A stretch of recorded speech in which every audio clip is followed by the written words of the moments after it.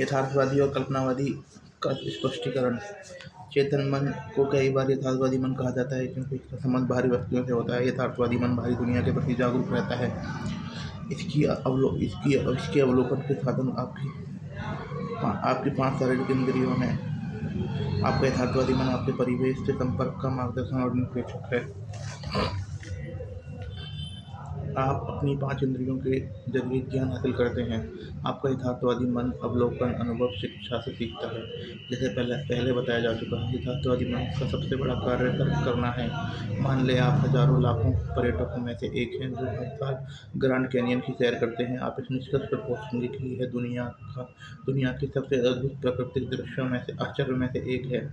यह निष्कर्ष इसकी अविश्वसनीय गहराई, चट्टानों के जटिल आकार और विभिन्न स्थानों पर रंगों की अद्भुत चित्रकारी के अवलोकन पर आधारित होगा। यह आपके यथार्थवादी मन का काम है। अवचेतन मन को अक्सर कल्पनावादी मन भी कहा जाता है। आपका कल्पनावादी मन आपके माहौल के प्रति जागरूक तो होता है, लेकिन शारीरिक इंद्रियों के माध्यम से नहीं। आपका अवचेतन मन अंतर्ज्ञान से महसूस करता है।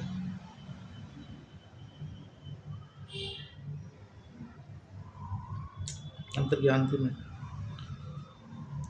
महसूस करता है। यह आपकी भावनाओं का स्थान है, आपकी यादों का भंडार है।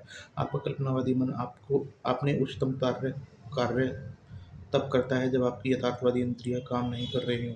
दूसरे शब्दों में, जब यथार्थवादी मन स्थिर हो जाए या उन्नति अवस्था में हो, तो कल्पनावादी बुद्धि से अच्छी तरह कार्य करती है।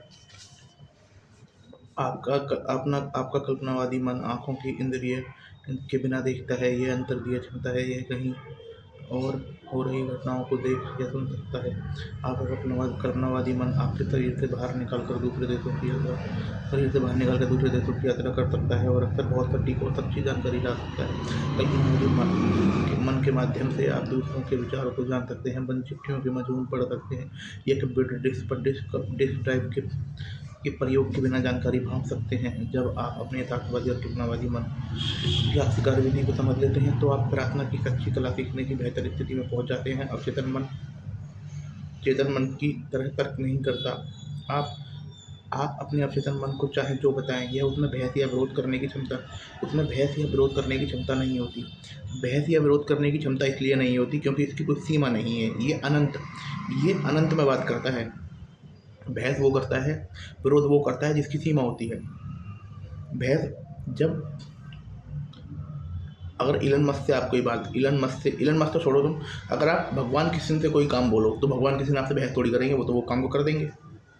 भगवान कृष्णा वो उस काम को कर देंगे ना।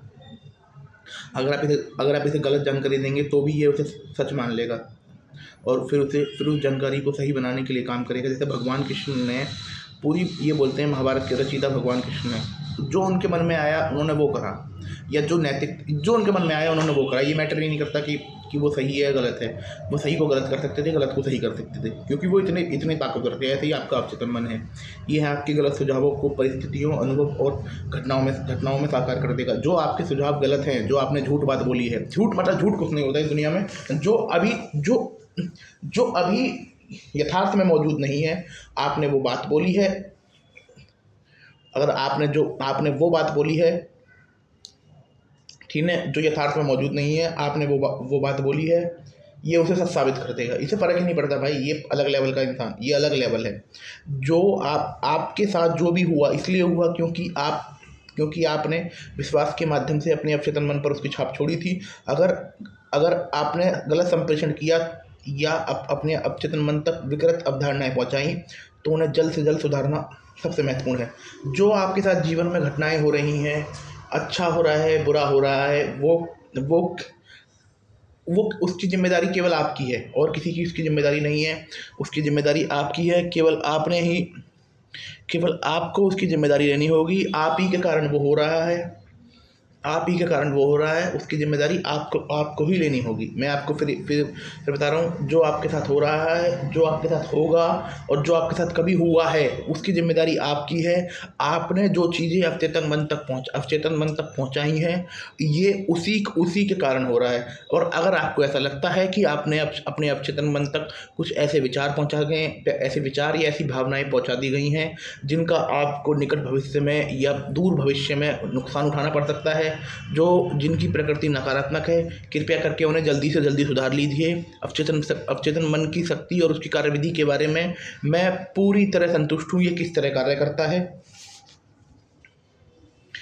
इसे इसे करने का निश्चित तरीका अपने अवचेतन मन को लगातार सृजनात्मक और सद्भावनापूर्ण विचार देते रहना। बार बार दोहराने पर आपका अवचेतन मन इन्हें स्वीकार कर लेता है। इस प्रकार आप विचार और जीवन की नई तथा ज़्यादा अच्छी आदतें डाल सकते हैं, क्योंकि आपका अवचेतन मन आदत का स्थान है। गलत विचार, जैसे कहावत है ना, लोहे को लोहा काटता है, वैसे ही विचार को विचार काटता है। नकारात्मक विचार है, सकारात्मक विचार दीजिए, सकारात्मक विचार दीजिए, सृजनात्मक विचार दीजिए। आपके जीवन में चमत्कार होने लगेंगे, या फिर जो आप चाहते हो वो होने लगेंगे। अगर आप अपने विचार बदल दोगे तो सब कुछ बदलेगा। सही बात है ना। अच्छी, और इससे जो आदत आप चाहते हो वो आदत आप डाल सकते हो। आपके चेतन मन में आदतन विचार आपके अवचेतन मन के गहरे खांचे बना लेते हैं। जो हमारे आदतन विचार होते हैं ना, वो बिल्कुल सेट हो जाते हैं। जैसे आपने देखा होगा, कोई प्लास्टर हुआ होगा, उस पर कुत्ते ने पैर रख दिया या किसी ने पैर रख दिया, बाइक का टायर हो गया, तो वो निशान बन जाता है। ऐसे ही वो बिल्कुल निशान बना लेते हैं, छाप छोड़ देते हैं। अगर आपके ये विचार सद्भावनापूर्ण, शांत और सृजनात्मक हैं, तो आपके अवचेतन मन प्रतिक्रिया करते हुए सद्भाव, शांति और सृजनात्मक परिस्थिति उत्पन्न करेगा।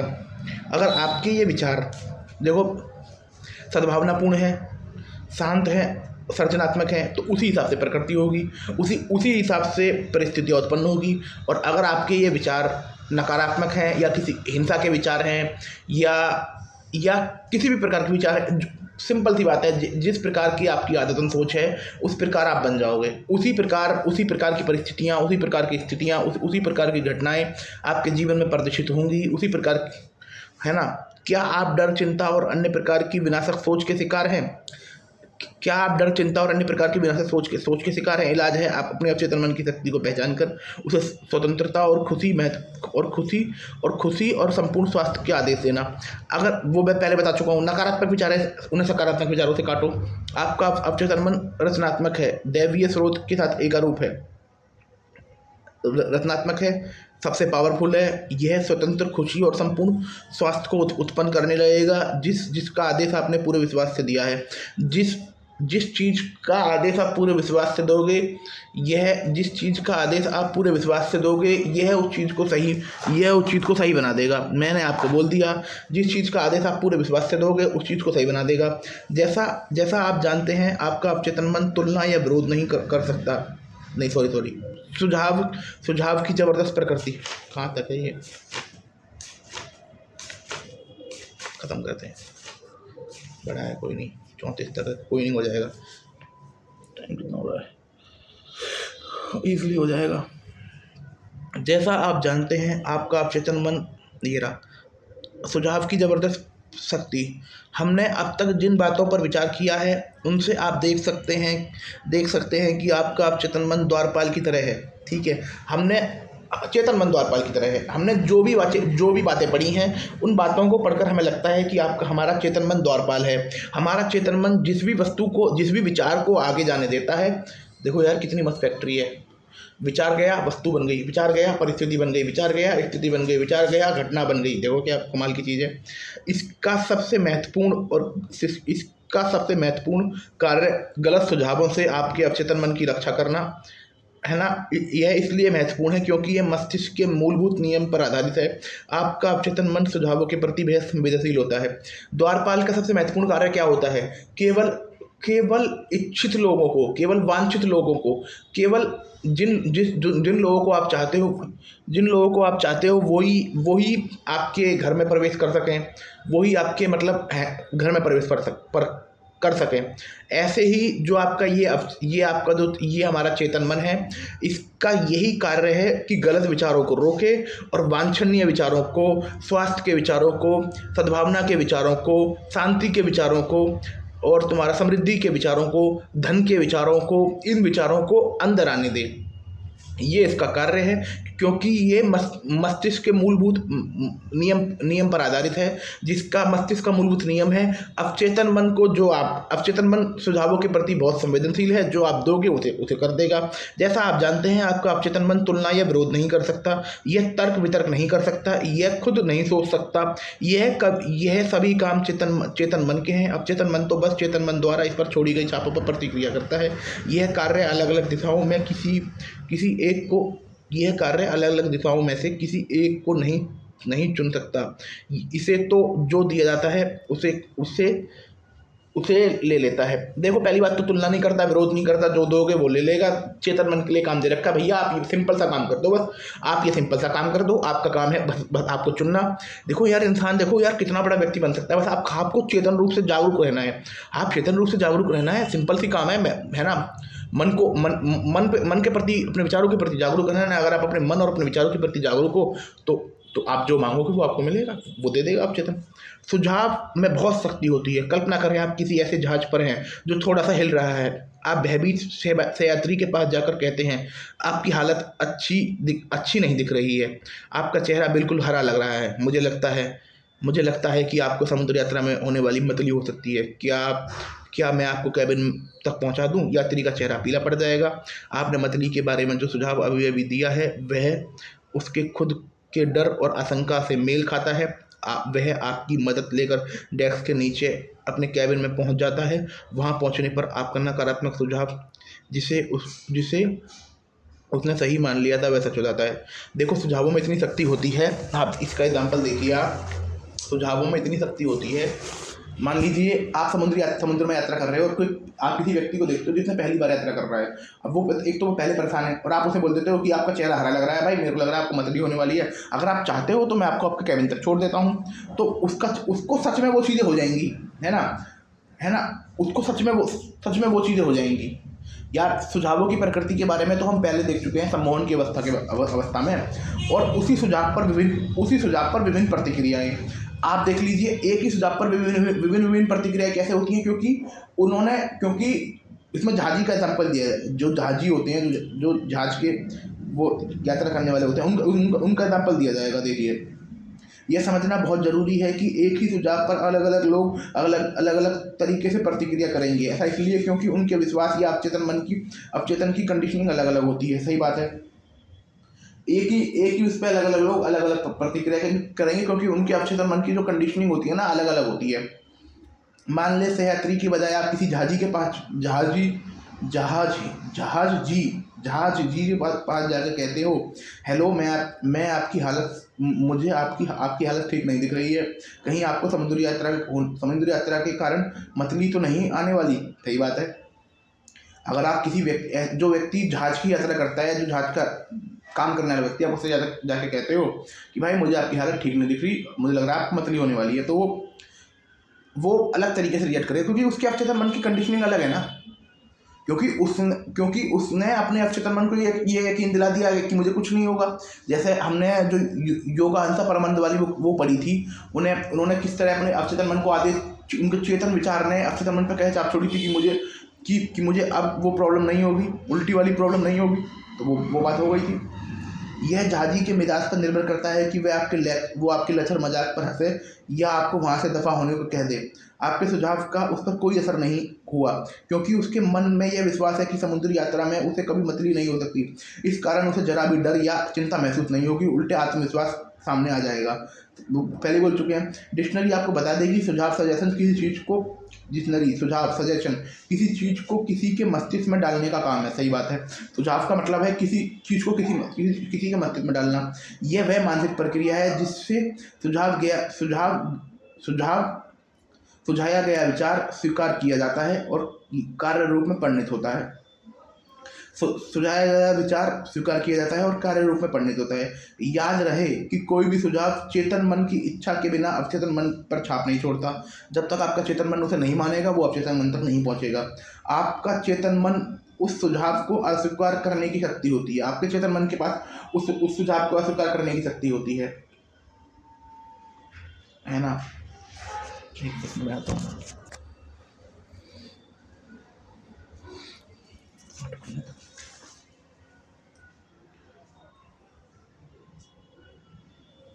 जहाजी को समुद्री यात्रा, ये रहा, ठीक है। जहाजी को समुद्री यात्रा के कारण मछली का कोई डर नहीं था। उसे पूरा भरोसा था कि वह इससे सुरक्षित है। इसलिए नकारात्मक सुझावों में उसे डराने की शक्ति नहीं थी। लेकिन आपकी सहयात्री पहले ही बीमार होने के बारे में चिंतित थी। इसलिए आपके सुझाव के अनुरूप परिस्थितियां बन गई। देखो एक चीज़ देखो आप, जहाजी था उसके चेतन मन ने बार बार उसने बहुत बार यात्रा करी। तो चेतन मन ने एक विचार अवचेतन तक पहुंचा दिया कि भैया आपको मछली नहीं हो सकती, है ना। तो जब जो चीज़ अवचेतन मन में पहुंच गई तो वो चीज़ शरीर में प्रकट नहीं होगी। लेकिन जो सहयात्री था ना, उसके जो चेतन मन की कंडीशनिंग थी, जो क्योंकि उसने पहली यात्रा करी है, दूसरी यात्रा करी है, पांचवी यात्रा करी है, उसने लोगों को देखा है, लोगों को सुना है, लोगों ने सुझाव दिया है भाई उल्टी हो सकती है, सर चकरा सकता है, ये हो सकता है। तो उसकी कंडीशनिंग अलग प्रकार की हुई है। अब जैसे अगर कोई बड़ा व्यक्ति या जहाजी, अगर जो जहाजी है, जो जहाज का कर्मचारी है, अगर कोई बड़ा व्यक्ति उसे मजबूत सुझाव दे तो उसे भी हो जाएगी। अगर उसे सम्मोहन की अवस्था में सुझाव दिया जाए तो उसे भी हो जाएगी, क्योंकि उस वक्त उसका चेतन मन बिल्कुल निष्क्रिय हो जाएगा, उन्नति अवस्था में होगा, निष्क्रिय हो जाएगा, और वो विचार सीधा उसके अवचेतन मन तक पहुंच जाएगा। जैसे जब वो विचार उसके अवचेतन तक पहुंचेगा उसे भी मछली होगी। देख रहा है विनोद, हम सबके अपने अंदरूनी डर, मान्यताएं, राय होती हैं, सही बात है। और ये जितनी भी चीज़ें हैं ना, ये विचार हैं, ये मैंने देखा, ये जितनी भी चीज़ें हैं ये विचार होती हैं। ये अंदरूनी मान्यताएं हमारे जीवन को नियंत्रित करती हैं, सही बात है, ये हमारे जीवन को नियंत्रित करती हैं। सुझावों में स्वयं की कोई शक्ति नहीं होती। इसकी शक्ति तो इस बात से उत्पन्न होती है कि आप इसे मानसिक रूप से स्वीकार कर लेते हैं। सिर्फ तभी आपके अवचेतन शक्तियाँ सुझाव की प्रकृति के अनुरूप काम करती हैं। सुझावों की अपनी, देखो पता है हमें, सुझाव की कोई अपनी शक्ति नहीं होती, है ना। इसकी शक्ति, ये जैसे वायरस था, कोविड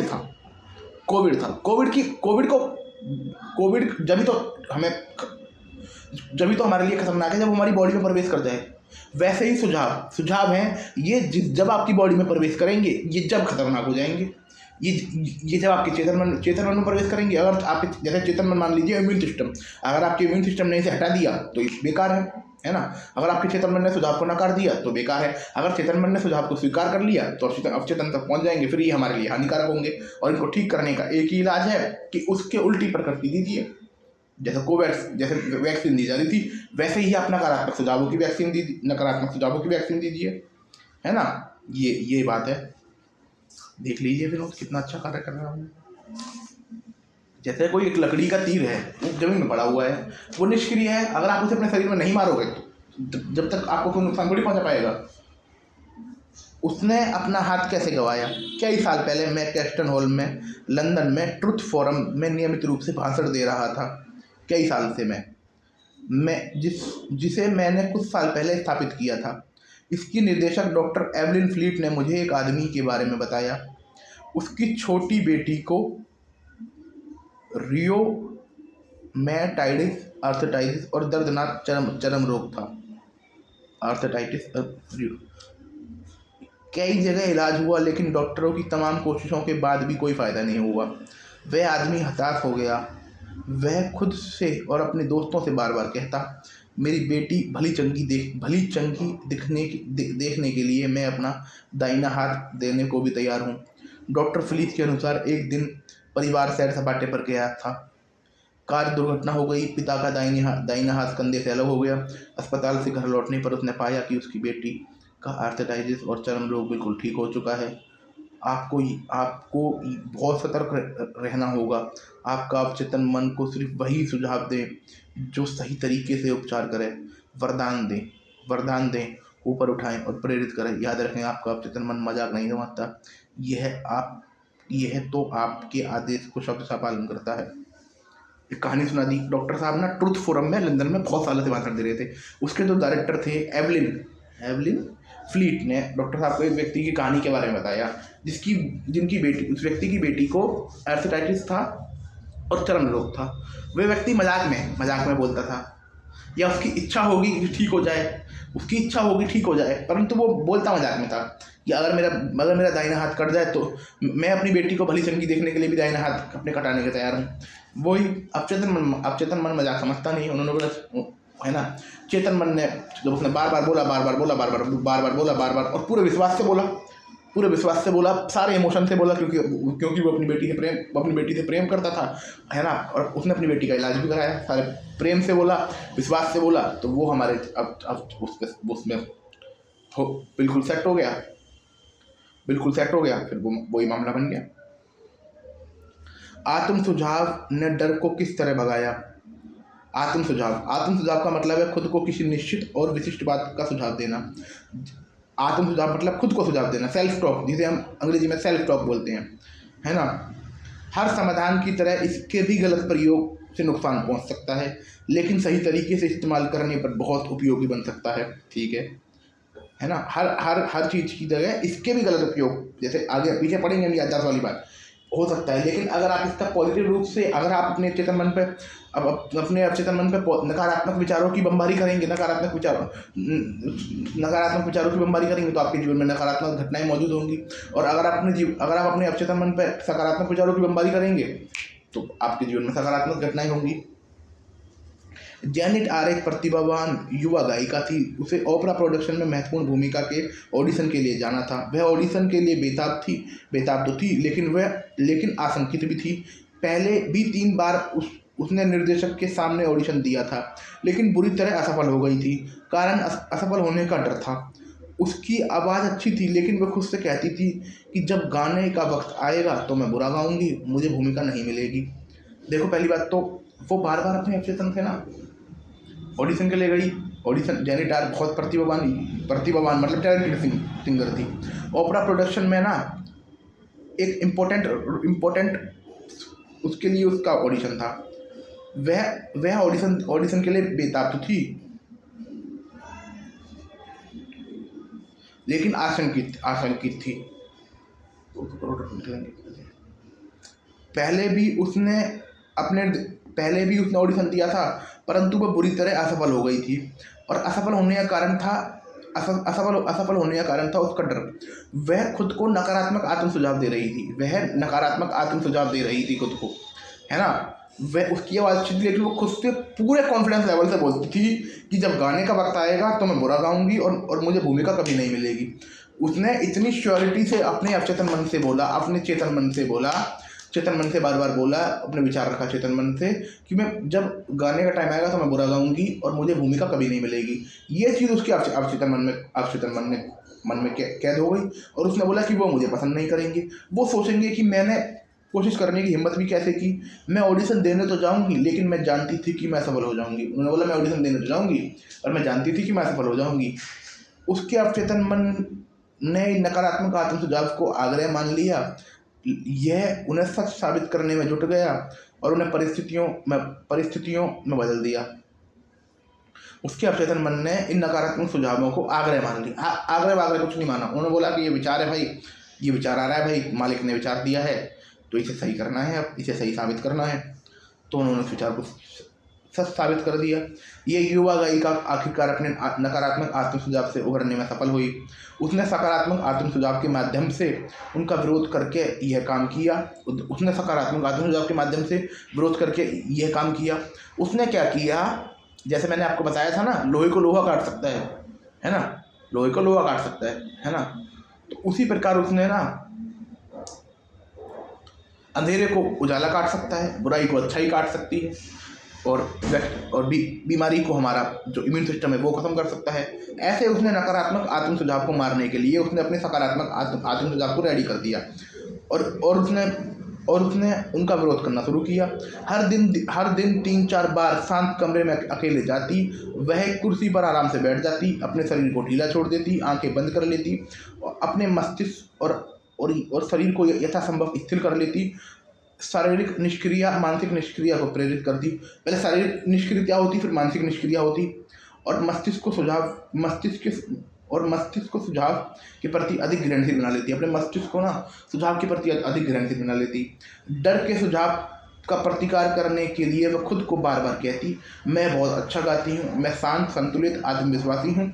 यह बार बार वह इस कथन को धीरे धीरे, शांति से, भावना के साथ 5 से 10 बार दोहराती।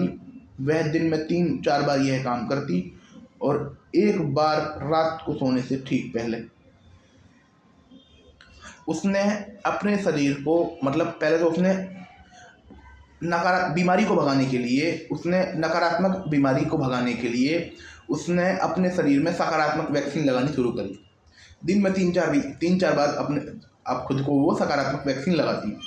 और सकारात्मक वैक्सीन लगाने का सबसे बेस्ट टाइम क्या होता, वह शरीर को स्थिर कर लेती, मस्तिष्क को स्थिर कर लेती, अपने मस्तिष्क को विचारों के प्रति ग्रहणशील बना लेती, जिससे उसके विचार, जो उसकी वैक्सीन थी, वो सही तरीके से कार्य कर पाए। और उसने अपनी वैक्सीन को दिन में 3-4 बार लगाया, 5 से 10 बार दोहराया, है ना, और रात में सोने से पहले अपनी वैक्सीन लगाई। डर और उसकी वैक्सीन का नाम सुन लीजिए। अब उसकी वैक्सीन का नाम सुन लीजिए। डर के सुझाव का प्रतिकार करने के लिए वह खुद से बार बार कहती, मैं बहुत अच्छा गाती हूँ, मैं शांत, संतुलित, आत्मविश्वासी हूँ। हर बार वह इस कथन को धीरे धीरे शांति से और भावना के साथ 5 से 10 बार दोहराती। वह दिन में 3 बार यह काम करती थी, और एक बार रात को सोने से ठीक पहले। 1 सप्ताह बाद वह बहुत शांत, आत्मविश्वासी हो गई। जब निर्णायक दिन आया तो उसने बहुत बढ़िया ऑडिशन दिया, और उसे वो भूमिका मिल गई। समझ में आ गया ना आपको?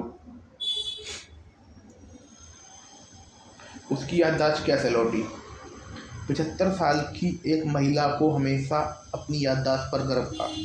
हालांकि बाकी सबकी तरह वह कभी कभार चीज़ें भूल जाती थी, लेकिन वह इस तरफ ध्यान नहीं देती थी। बहरहाल जब उसकी उम्र बढ़ी तो वह भूलने के मौके पर ध्यान देने लगी और उनके बारे में चिंता करने लगी। जब भी वह कोई चीज़ भूल जाती तो वह हर बार खुद से कहती, बुढ़ापे के कारण मेरी याददाश्त कमज़ोर होती जा रही है। 75 साल की एक महिला थी। उसे अपनी याददाश्त पर ना बहुत गर्व था कि भाई मेरी याददाश्त बहुत तगड़ी है। मतलब कभी कभार वो भी कुछ चीज़ें भूल जाती थी, परंतु वह जो जवानी के टाइम पर या उससे पहले उस पर ध्यान नहीं देती थी कि भाई मेरी याददाश्त, कि मैं कुछ चीज़ें भूल जाती हूँ। पर जैसे जैसे वो बुढ़िया होने लगी ना, तो वो उस चीज़ पर ध्यान देने लगी, क्योंकि उसके जीवन में या तो उसने खुद को आत्म सुझाव दिया होगा, या लोगों ने उसे सुझाव दिए होंगे किसी अखबार के माध्यम से, किसी की बात के माध्यम से, किसी टेलीविज़न के माध्यम से, या बीमारियों के माध्यम से, कि जैसे जैसे व्यक्ति बूढ़ा होता है उसकी याददाश्त कम होती जाती है ना। इस बात को लेकर मैं बहुत श्योर हूँ। जब वो कुछ चीज़ें बोलती तो वो बार बार खुद से ये कहती कि मेरी याददाश्त कमज़ोर होती जा रही है। वो खुद को नकारात्मक आत्म सुझाव देने लग गई। इस नकारात्मक आत्म सुझाव के कारण वह और ज़्यादा नाम तथा घटनाएं बोलने लगी। इस नकारात्मक आत्म सुझाव के कारण वह और ज़्यादा घटनाएं और नाम बोलने लगी, है ना, तथा वह हताश हो गई। सौभाग्य से उसे यह एहसास हो गया कि वह खुद को किस तरह नुकसान पहुंचा रही है। उसने इस प्रक्रिया को उलटने का संकल्प लिया। सौभाग्य से उसे जल्दी जेनेट आर की तरह, जो महिला थी उसका नाम क्या था, नाम नहीं दे रखा, उसे भी एहसास हो गया कि भाई साहब आप ही वायरस को बॉडी में अंदर आने दे रहे हो। जब भी वह सोचने लगती कि मेरी याददाश्त कमज़ोर होती जा रही है, तो वह रुक जाती, यही नहीं वह जानबूझकर इस प्रक्रिया को उलट देती।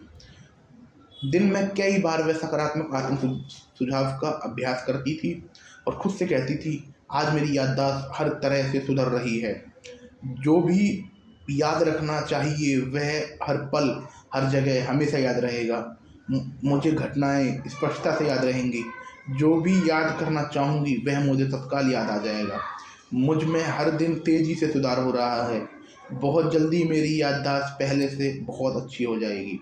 3 हफ्ते बाद उसकी याददाश्त सामान्य हो गई।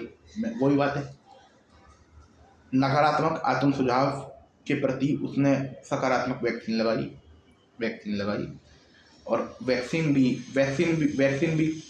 इंटर इंटर एक तो इंट्रामस्कुलर होती है और एक वो होती है वैनिन वाली, नसों में। वो इंजेक्शन लगाया, वो भी नसों में काम करा। 3 हफ्ते में बिल्कुल बली चंगी हो गई।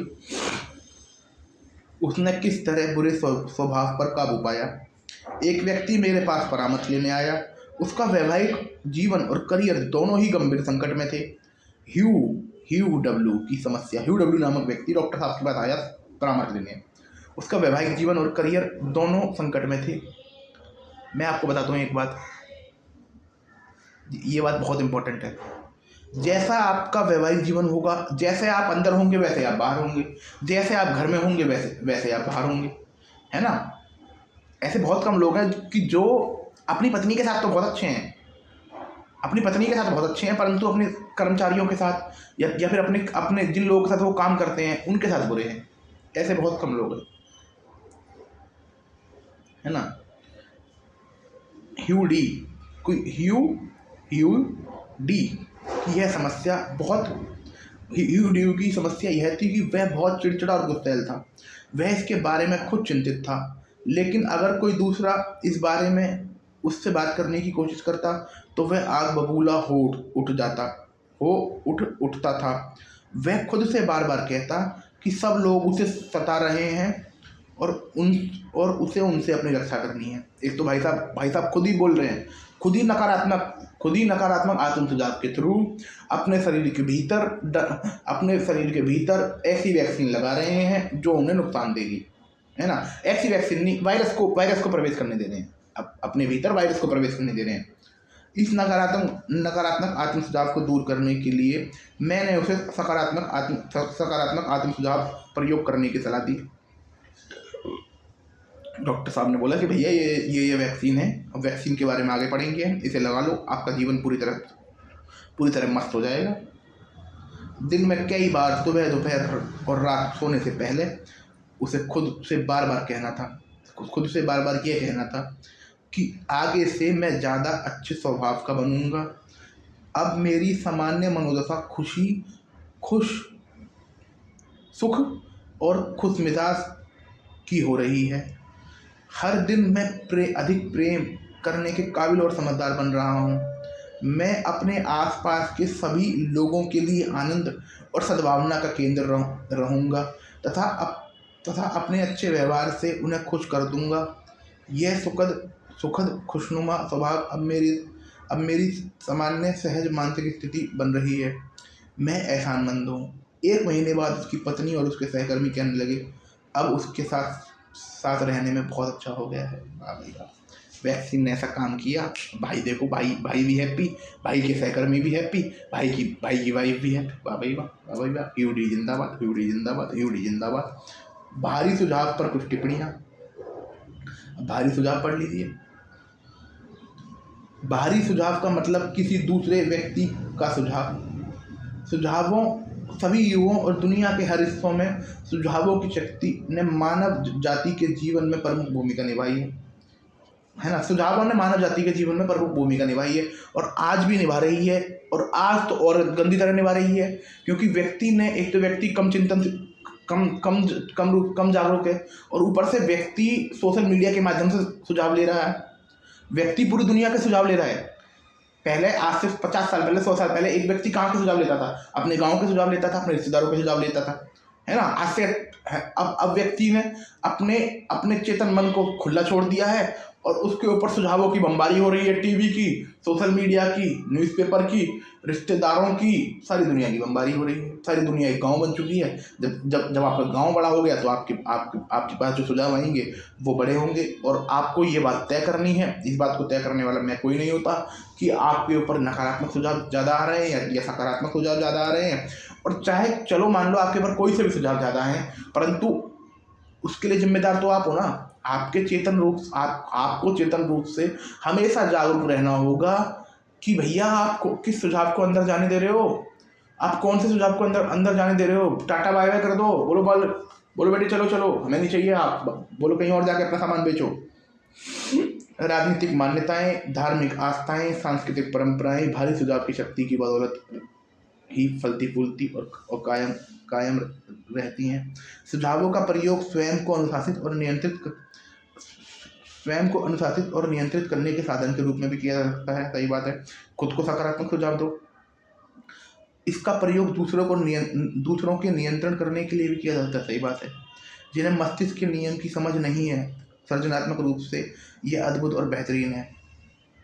जिन लोगों को मान लो, जिस लोगों को पता नहीं है कि मेरे पास दूसरे के सुझाव को दूसरे के सुझाव को ग्रहण करने से मेरे को क्या नुकसान होगा, दूसरे के सुझाव को ग्रहण करने से, जैसे वो वाली पिक्चर थी ना, पिक्चर देखी थी ना मैंने यार, जिसमें धर्मेंद्र थे और वो एक लड़की घूमती रहती है, वो बोलती रहती है मुकेम्बो वाली, मतलब पिक्चर थी, वो घूमते रहते दिन में 18 घंटे वही चीज़ बोलती रहती है, तो खुद को उस चीज़ के प्रति वो कर रहे थे। सही बात है। सृजनात्मक में ये अद्भुत और बेहतर, नकारात्मक रूप से ये मस्तिष्क की प्रतिक्रियाओं के सभी प्रतिमान में सबसे विध्वंस है। ये इसके परिणाम दुख, असफलता, कष्ट, बीमारी और तबाही के हो सकते हैं। सही बात है। सही बात है। पैदा होने के बाद हम पर नकारात्मक सुझावों की बमबारी होने लगती है, क्योंकि हम यह नहीं जानते कि उनका विरोध कैसे किया जाए, इसलिए अचेतन रूप से हम उन्हें स्वीकार कर लेते हैं अपने अनुभव में बदल लेते हैं। सही बात है। अचेतन रूप से हम उन्हें स्वीकार कर लेते हैं और अपने अनुभव में बदल लेते हैं।